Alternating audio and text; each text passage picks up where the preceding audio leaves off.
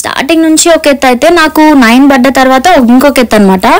Hospital visits ఫ్రీక్వెంట్గా ఉంటాయి కదా. 9 పడ్డ తర్వాతకి వెళ్ళిన హాస్పిటల్కి ఆ రోజు మా డాడీతో వెళ్ళి మా డాడీ డ్యూటీకి వెళ్ళిపోయినాడు. పాపని మా మమ్మీ దగ్గర వదిలేసిన అనమాట. నేను ఒక్కదాన్నే వెళ్ళిన హాస్పిటల్ చూపించుకుందామంటే డాక్టర్ కోసం లేట్ అవుతుందని బాక్స్ క్యారీ చేసినాను.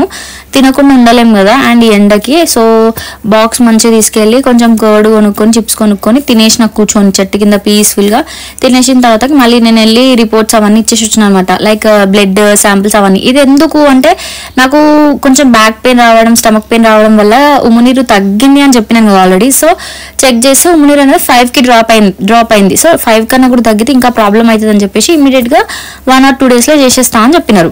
అండ్ ఫార్మాలిటీస్ లైక్ మనకి బ్లడ్ కానీ అనస్థీషియా వాళ్ళతో మాట్లాడేది ఉంటుంది కదా, దానికోసం అని చెప్పేసి అవంతా ప్రాసెస్ ఉందన్నమాట ఆ రోజు. యాక్చువల్లీ మా హస్బెండ్ నైట్ షిఫ్ట్ కాబట్టి తను 1 o'clock అట్లా వస్తాను వెళ్ళు అన్నాడు. వెళ్ళినా నేను డాక్టర్ ఉండి ఇంకా ఈమెకి స్టమక్ పెయిన్ వస్తుంది అండ్ బ్యాక్ పెయిన్ వస్తుంది, సో ఇంకా వెయిట్ చేయడం వద్దు, 15 days ప్రయర్గా అంటే నాకు February 14th ఉంది. నాకు Jan 20 నుంచి బ్యాక్ పెయిన్ స్టార్ట్ అయింది అనమాట. సో చేసేద్దాం అని చెప్పేసి అన్నారు. అన్న తర్వాతకి మా హస్బెండ్ వచ్చిండు. మా హస్బెండ్తో కూడా డాక్టర్ మాట్లాడి లేదండి చేసేద్దాం అని చెప్పినారు.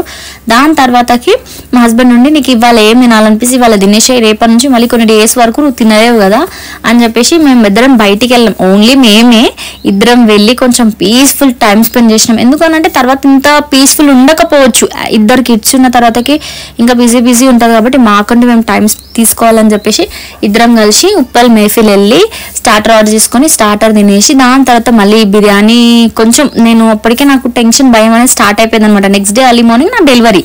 సో కొంచెమే తిన్నా, టెన్షన్ అనేది ఉంది. డెలివరీకి వెళ్ళే ముందు ఉంటాయి కదా లైక్ మెట్టలు తీసేయాలి, తాడు ఇవన్నీ తీసేయాలి కాబట్టి నేను ఆన్ ది వేలోనే కొంచెం లూజ్ చేసుకున్నాను. లైక్ డెలివరీకి వెళ్ళే ముందు తీసేసి మళ్ళీ వచ్చిన తర్వాత పెట్టుకునేలాగా. తర్వాత మా హస్బెండ్తో సిగ్నేచర్స్ అవన్నీ తీసుకున్నారు. ఆ రోజుకి అడ్మిట్ అవ్వమన్నారు యాక్చువల్గా, బికాజ్ నాకు బ్యాక్ పెయిన్ వస్తుందని చెప్పి. కానీ నేను ఇంటికి వెళ్ళి నాకు కావాల్సిన వస్తువులన్నీ ప్యాక్ చేసుకొని వచ్చి నైట్ స్టే చేస్తాను అని చెప్పిన అనమాట. ఇంటికి వెళ్ళి మంచిగా అన్ని ఫస్ట్ హెడ్ బాత్ చేసిన, ఇంటికి వచ్చి హెడ్ బాత్ చేసి అన్ని ప్యాక్ చేసుకున్నా. అన్ని ప్యాక్ చేసుకొని నేను, మా డాడీ, మా మమ్మీ, పాప, మా హస్బెండ్ అన్ని ప్యాక్ చేసేసుకొని హాస్పిటల్కి అయితే వచ్చేసినాం అనమాట. మా మమ్మీ దానికన్నా ముందు నాకు ఇష్టం అని చెప్పి బగారన్నం వండింది. కాకపోతే నేను అప్పటికి నాకు టెన్షన్ తినలేదు. వైట్ రైస్ వండమన్నా వైట్ రైస్, చికెన్ కర్రీ చేసింది. వైట్ రైస్ తినేసి చికెన్ కర్రీ తినేసి ఆ ప్రయాణం స్టార్ట్ అయింది. మా husband work from home, so నా కోసమే తీసుకున్నాడు వర్క్ ఫ్రమ్ హోమ్. నేను ఇంకా మేమున్న రూమ్ అయితే ఇది 3 beds ఉన్నాయి అందులో. మా హస్బెండ్ అక్కడ కూడా వర్కే చేస్తున్నాడు. మా మమ్మీ పాప పడుకున్నారు. అప్పటికే నాకేమో టెన్షన్కి నిద్ర రావట్లేదు అసలు. యాక్చువల్గా అసలు ఈ టెన్షన్ అనేది డెలివరీకి పోయే వాళ్ళకి మాత్రమే తెలుస్తుంది. లిటరలీ చాలా సేపు అసలు పడుకోలేదు నేను. 1-2 వరకు కూడా. 2 o'clock అట్లా మా హస్బెండ్ నుండి నార్మల్ అవుతుంది, ఏం కాదు నువ్వు టెన్షన్ పడక ఇది అని చెప్పి అంత అయిపోయినాక పడుకున్నా.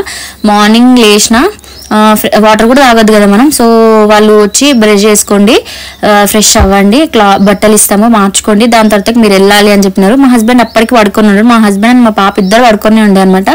దాని తర్వాత ప్రిపరేషన్స్ అన్ని స్టార్ట్ అవుతున్నాయి. హెయిర్ టై చేయడం ఇవన్నీ. నాకు అప్పటి నుంచి లిటరలీ అసలు కళ్ళలో వాటర్ ఆగట్లేదు, ఎందుకో తెలియదు. ఫస్ట్ టైంకి సెకండ్ టైంకి చాలా ఏంటంటే ఫస్ట్ టైం నాకు తెలియలేదు, మా పాప లేదు, కానీ అప్పుడు నాకు ఏందో తెలియదు కాబట్టి భయం. ఇప్పుడు ఏందో తెలుసు కానీ నా పాప ఎలా ఉంటుంది, నేను ఇద్దరిని హ్యాండిల్ చేయగలుగుతానా లేదా, తను చాలా చిన్నది అండ్ ఇది అన్ప్లాన్డ్ అన్ఎక్స్పెక్టెడ్ ప్రెగ్నెన్సీ.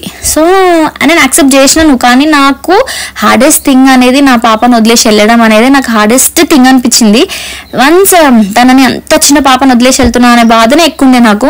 మా డాడీ డ్యూటీకి వెళ్ళి మార్నింగ్ వచ్చి అక్కడి నుంచి పాలు తీసుకొని వచ్చిండు. ఇంట్లో అంటే నేను ఎట్లా చూసుకుంటానో అట్లా మా మమ్మీ కానీ మా డాడీ కానీ ఇంత లోటు లేకుండా చూసుకోవడానికి ట్రై చేసినారు చాలా. అసలుకి పాలు తీసుకొచ్చి కొంచెం బూస్ట్ వేసి అట్లా ఇట్లా రాపించినారు. కొంచెం ఒక ఎగ్ అట్లా తిన్నది. దాని తర్వాత నేను ఇంకా నా ప్రిపరేషన్ అంతా స్టార్ట్ అవుతుంది అనమాట. నా చేతికి అది పెడతారు కదా క్యాన్లా, ఇంకా అన్ని మమ్మీ అట్లా వండుకుంది కదా, నేను కూడా వండుకుంటే నాకు కూడా పెట్టని అడుగుతుంది. అసలుకి లిటరలీ ఇక్కడ ఇక నేను డ్రెస్ వేసేసుకున్నా. లిటరల్గా అంటే నాకు చాలా ఏడుపు వస్తుంది.